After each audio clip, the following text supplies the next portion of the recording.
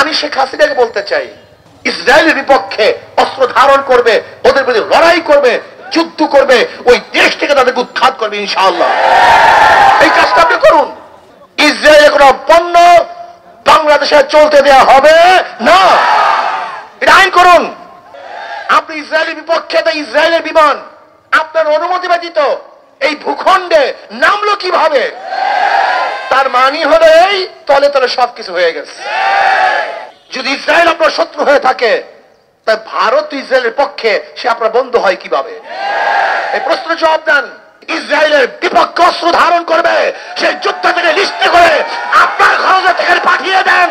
আমরা যুদ্ধ করতে চাই, আমরা ওদের হটাতে চাই, ওদের সে বাংলাদেশের করানো নয়, গোটা দুনিয়াকে তাড়াতে চাই। তাদের বিরুদ্ধে আমরা যুদ্ধ ঘোষণা করছি। ইসলামী আন্দোলন বাংলাদেশ সরাসরি ইসরায়েলের বিপক্ষে যুদ্ধ ঘোষণা করছে আজকে ইনশাআল্লাহ।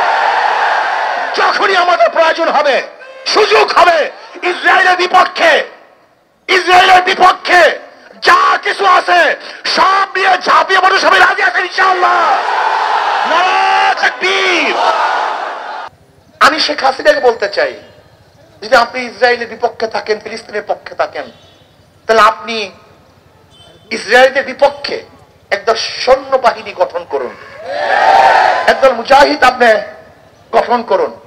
আপনি লিস্টি করুন আপনার তত্ত্বাবধানে, আপনি লিস্টি করুন যে বাংলাদেশ থেকে কত যোদ্ধারা ফিলিস্তিনের পক্ষে ইসরায়েলের বিপক্ষে যুদ্ধ করতে চায়। আপনি লিস্টি করুন, দেখবেন ইনশাআল্লাহ বাংলাদেশের হাজারো লক্ষ কোটি জনগণ মানবতাবাদী, শুধু মুসলমান না, যারা মানুষের পক্ষে, মানবতার পক্ষে, তারা ওই হিংস্র জালেম ইসরায়েলের বিপক্ষে অস্ত্র ধারণ করবে, ওদের বিরুদ্ধে লড়াই করবে, যুদ্ধ করবে, ওই দেশ থেকে তাদেরকে উৎখাত করবে ইনশাআল্লাহ। এই কাজটা আপনি করুন, তাহলে মনে করবো আপনি ইসরায়েলের বিপক্ষে, ফিলিস্তিনের পক্ষে।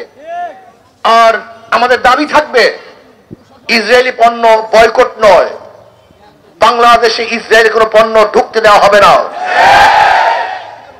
আইন করে নিষেধ করতে হবে, ইসরায়েলের কোনো পণ্য বাংলাদেশে চলতে দেওয়া হবে না, এটা আইন করুন।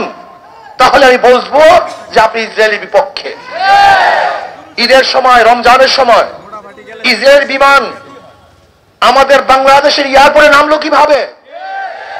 এর জবাব বাংলাদেশের জনগণ চায়, গোটা দুনিয়ার মানবতাবাদী মানুষ চায়। আপনি ইসরায়েলের বিপক্ষে, তাই ইসরায়েলের বিমান আপনার অনুমতি ব্যতীত এই ভূখণ্ডে নামলো কিভাবে? তার মানে হলো এই তলে তলে সবকিছু হয়ে গেছে। প্রিয় ভাইয়ার আমার, আজকে বাংলাদেশ থেকে ইসলাম মুসলমানকে উৎখাত করার ষড়যন্ত্র চলতেছে, আজকে ভূখণ্ডকে বিক্রি করার ষড়যন্ত্র চলতেছে।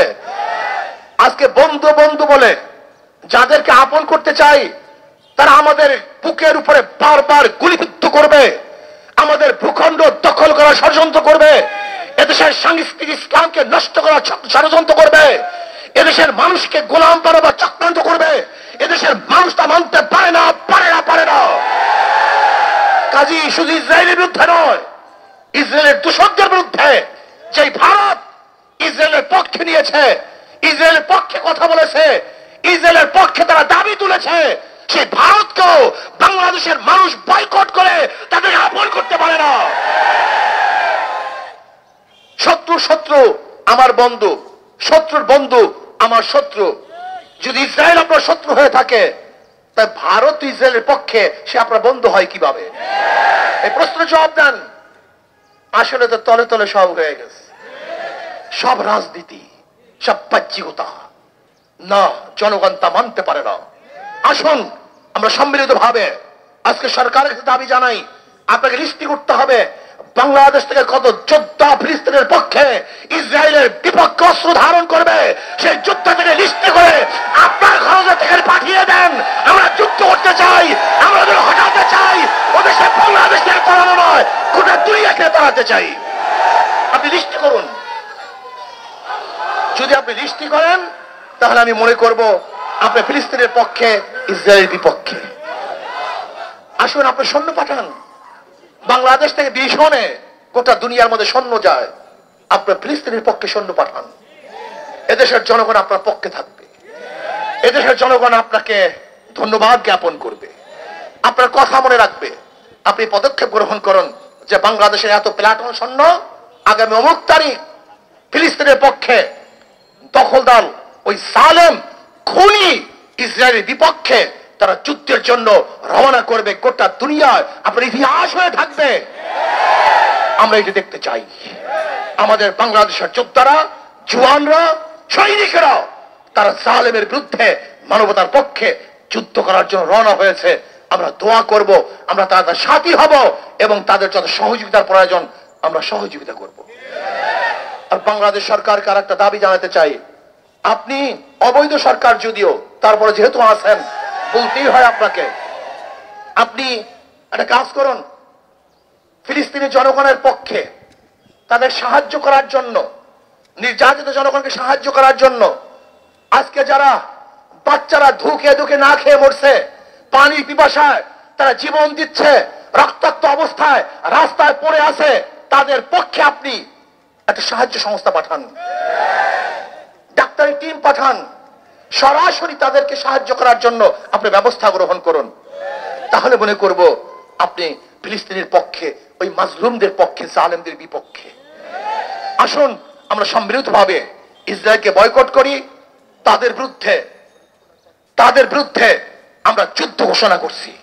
ইসলামী আন্দোলন বাংলাদেশ সরাসরি ইসরায়েলের বিপক্ষে যুদ্ধ ঘোষণা করছে আজকে ইনশাআল্লাহ।